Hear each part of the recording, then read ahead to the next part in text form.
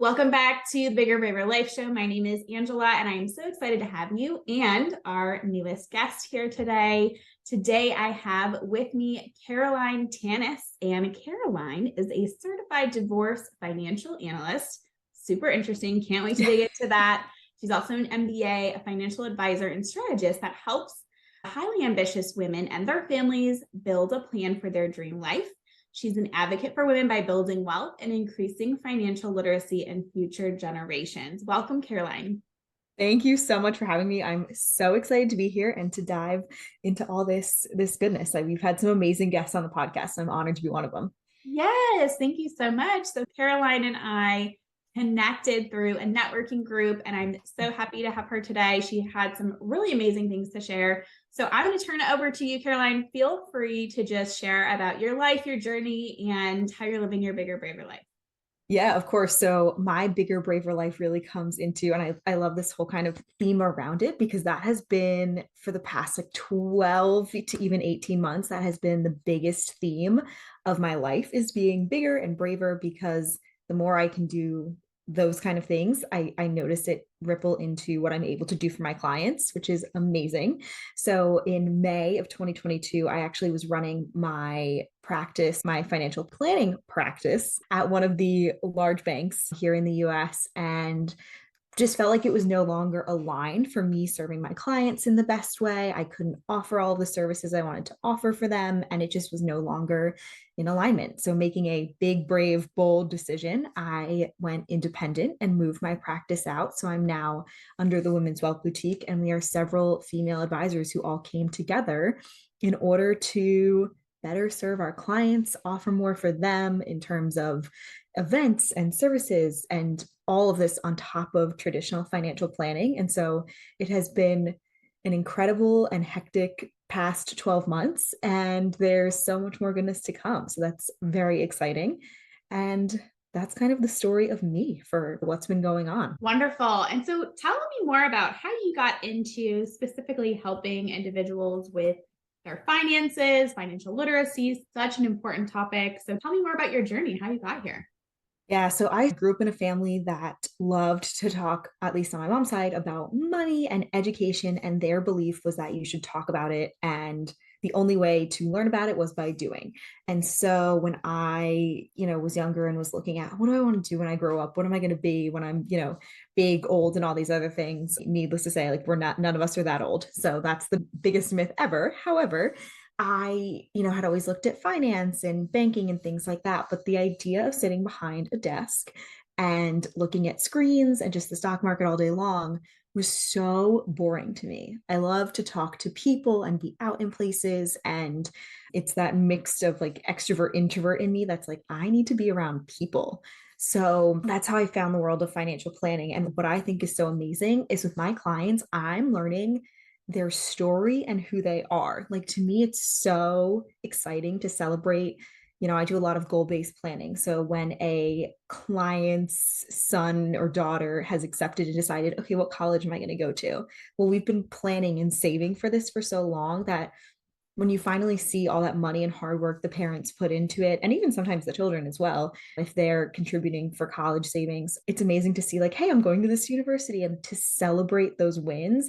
It's so much more than just money and planning. There's such an alignment there of, using money as a healthy tool to help you achieve your goals and dreams. Ooh, I love that saying that money is a tool to Mm-hmm. provide and support you in accomplishing those goals and dreams. That's wonderful.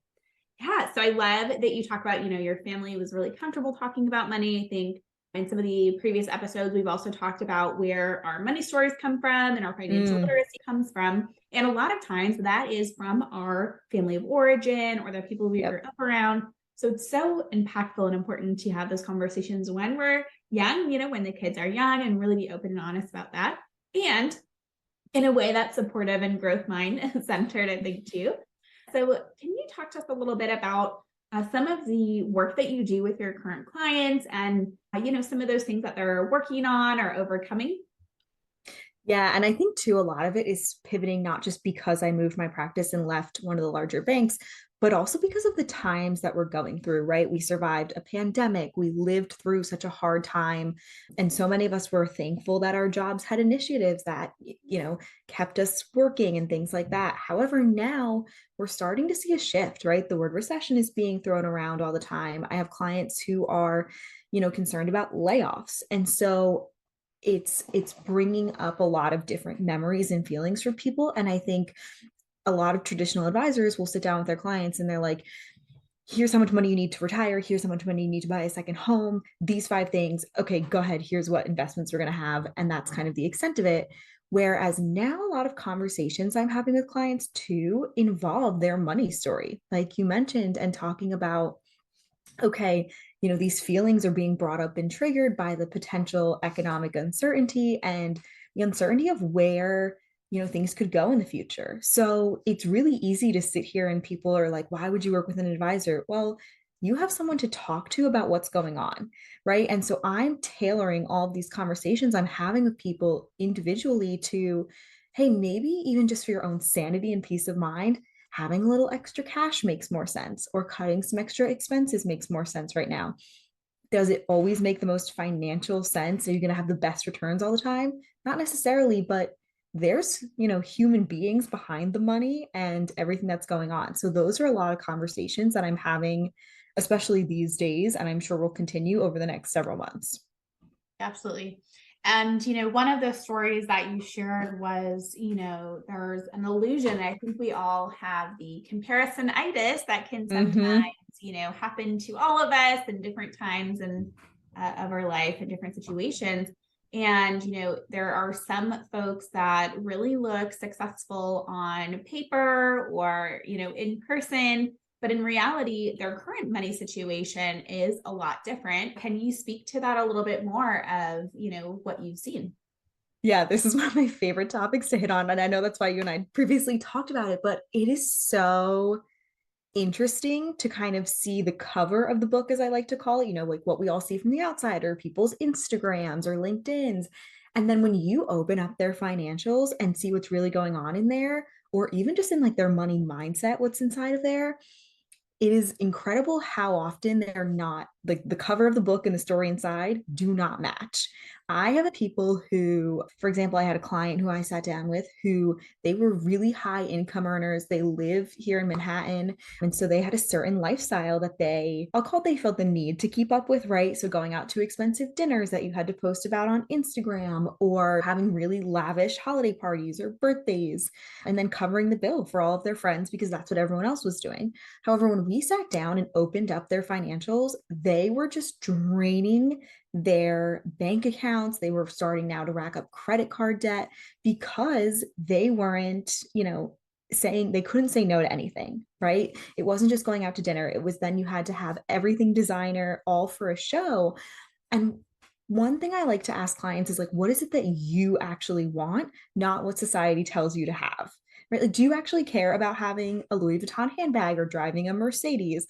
These people drove, listen to this, a Mercedes that was leased, that they had to pay to park in Manhattan, that they used 3 months of the year. And you look at it and you sit there and it's like, you're not using this. Why do you feel the need just to say that they had it? And these were people earning several six-figure incomes. And it's crazy when you start to unpack things. And so, my warning to everyone is stop trying to keep up with the Joneses and figure out what you want. Because if not, you're just going to be spinning your wheels and spending all this money going nowhere. Right. And I think a lot of times, depending on the family we're born into or their circumstances, or even as we grow in wealth and, all of the opportunities become available, we still have to be a good steward of A, our money, B, our clarity of where we want to go and what we want to do, and make sure that's aligned, like you said, that's truly aligned with our desire versus expectations, external pressure, and, the vision moving forward. So if the vision moving forward is good financial health, it's really taking stock in what's going on right now and how do we make steps that are actually going to move us in a more successful way toward that vision and in a way that's sustainable. So yeah, thank you for sharing. That's a really great example. And I know, I think Dave Ramsey has like a similar story of when he was driving this car that was super expensive, but like couldn't afford it. And just, right, Mm-hmm. kind of having all of that background. But I know other business owners, I think we need to normalize this, that it is okay to have the lifestyle that you want. So I know Mm-hmm. multiple six-figure earners who wear, Target t-shirts and just kind of hang out and, and it's cool. And you know what I mean? And it's like, there's other business owners I know that just wanted, a house on the water and another, house in the city, and that's it. And again, that may not even be the thing that you want. So it's really about deciding what it is that's truly important to you, what's been calling you, what's your vision versus the expectation.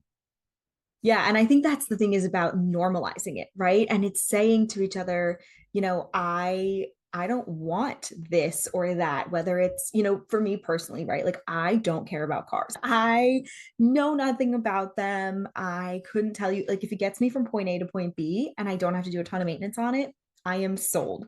Meanwhile, I have friends and even clients that they need to have the newest car every 2 years, highest end luxury. That's great. But then they don't care about something else. But we live in this world, especially with Instagram and Facebook and LinkedIn, you name it, where we're just stuck on that wheel of, well, how come they have the, Balenciaga and the Mercedes and the second home? You have no idea. And I can tell you this from firsthand experience of opening their bank statements with them, what is going on in there. And it's crazy too, because we're all doing it for like the show and to prove something. No one else cares. If anything, they're not looking at you being like, wow, like they must be so happy. They must live an incredible life. They're looking at it being like, why don't I have this? They're thinking about themselves. So that's just kind of a key thing to remember as well, is you're putting on this show for people when they're only thinking about themselves. Yeah, that's a wonderful point. It's a great real point, right? That's kind of how we operate as humans, right? We have this bit of selfishness, if you will, or, kind of Mm-hmm. worried or focused on our own self. And so, yeah, that's a really great point of that. And I think the point that you made about the cover matching the internal, the inside story is so very important, because a lot of times I think we get messaging and pressure to kind of go and seek the outside of what the inside is supposed to be like to Yep. match, and what is truly the internal work that needs to be done to get to where you actually want to go. So I think that's just another argument for more of that clarity and a deep dive into what it is that you really, really want, as we take off all the layers of expectation and image, and, just really tuning into those deep desires.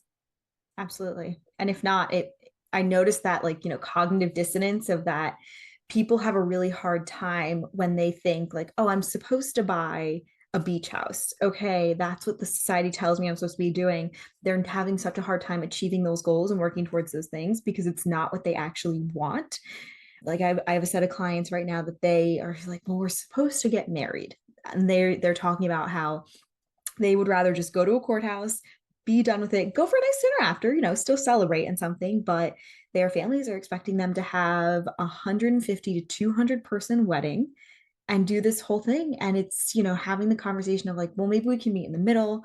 How do we scale it back to what you want? And they're having a really hard time saving for this wedding and budgeting for it because they don't want it. Right. So you make it harder for yourself when you're not working towards the things you don't want. And it's so evident, even with when I'm sitting down with clients, you can hear the hesitation in their voice. You can see them struggling to make progress. And it's like, it's okay to want something different and to go after what you want. Yeah, there's tough conversations that you're going to have with your family and things like that, saying, hey, we don't want this type of wedding. We don't want to spend our money in this way. We'd rather do, they honestly want to buy a boat, which is their dream. And that's okay. Absolutely. Thank you for sharing that. So, what would you say are some common things to consider as you are moving into even more clarity in financial planning, especially for folks who might be business owners, who have families? Can you speak a little bit toward some of the things you've seen that are helpful and to consider?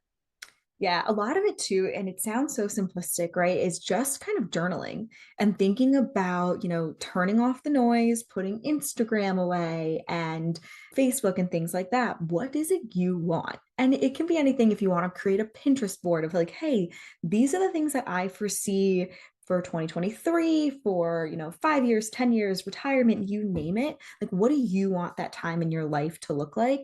And I think it's really important to step away from, you know, following just people who don't have a life that you want to live. So I think it's great to have motivation and inspiration, but especially as we're starting a new year, take time to like do that digital detox, and sometimes it's even a people detox from your life if you have to go that far, and make sure the things that are your goals, you're aligning with the people around you that have them.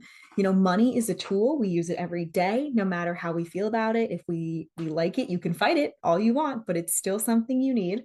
And so making sure and taking a step back to say, like, these are my goals. This is what I'm working towards. How do I surround myself with that life that I am trying to build? I always talk about building your dream, and I put such an emphasis on your dream.